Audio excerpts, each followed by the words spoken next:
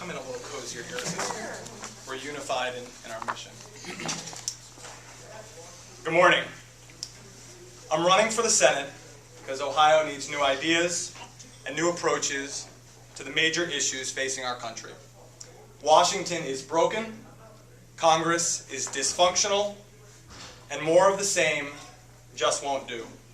Critical issues are ignored, special interests supersede the national interest, and do-nothing gridlock has become our government's default position.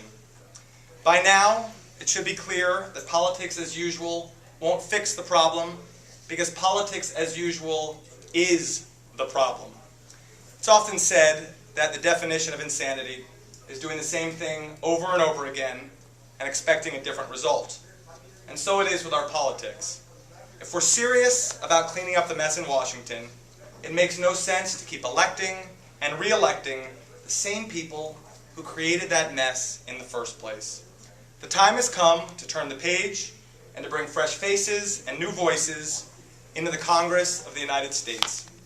What we need in the Senate race next year isn't another stale argument about the past between a Republican senator and a former Democratic governor who together have spent a combined nearly 40 years in Washington. What we need is change, and the only way to get the change we need is by electing a new senator from a new generation, one who believes that the key test of any policy or program isn't whether it is right or left, but whether it is right or wrong. Nowhere is this clearer than when it comes to reducing the gun violence and the mass shootings that continue to plague our streets, schools, churches, and movie theaters. In America, over 32,000 people are killed by guns every year. That's roughly 90 people a day, every week, every month. In Cleveland, 2015 has been the deadliest year in nearly a decade, with 100 homicides through the first week in October, which the city police blame on the proliferation of guns. In September, 3 of the victims were a 5-year-old, a 3-year-old, and a 5-month-old infant who were hit by stray bullets.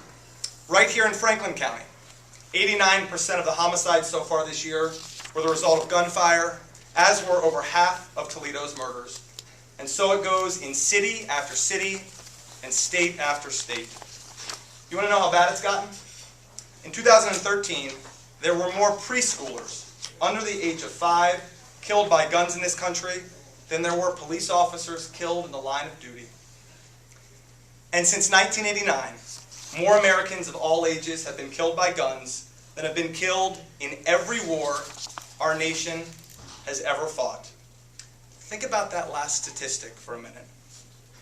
I know it's hard to believe, but it comes from the Center for American Progress in Washington, where Governor Strickland served as the president of their political action committee before he decided to run for the Senate.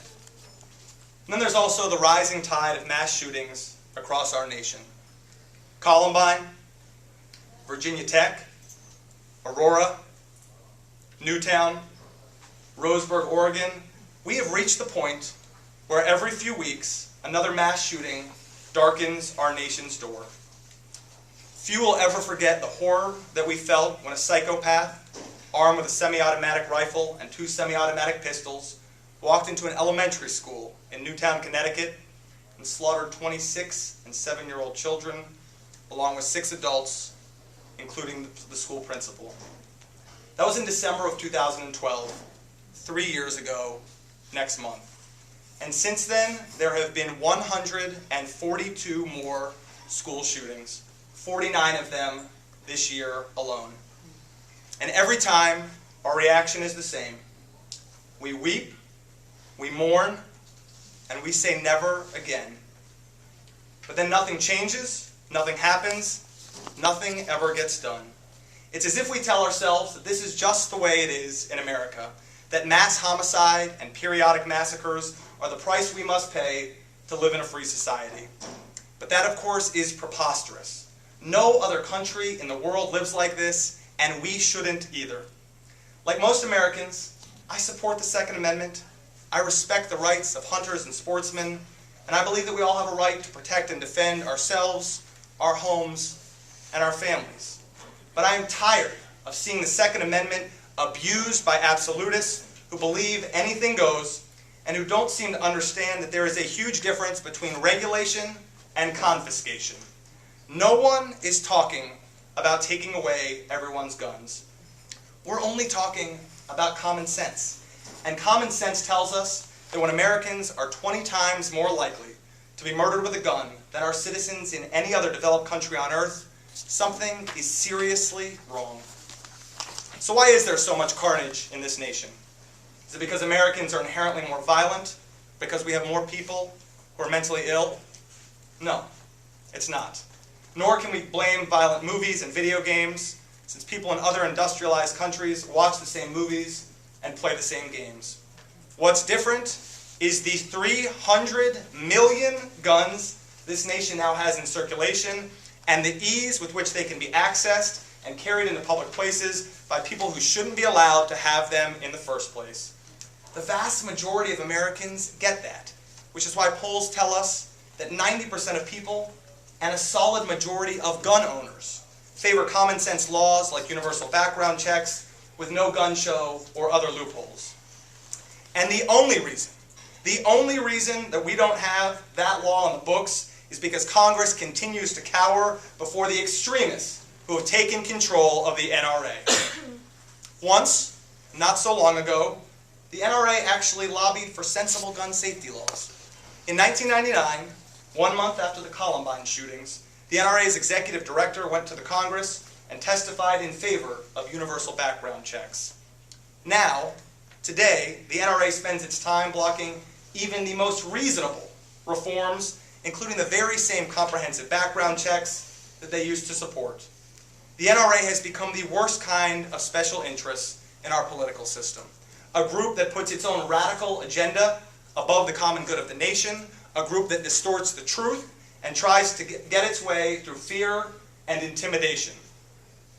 So I have come here to say, I will not be intimidated. I'm here to say that Ohio deserves leaders who will stand up and fight for the safety of our families, and I'm here to say that it is time for the slaughter to stop. But here's what else we know.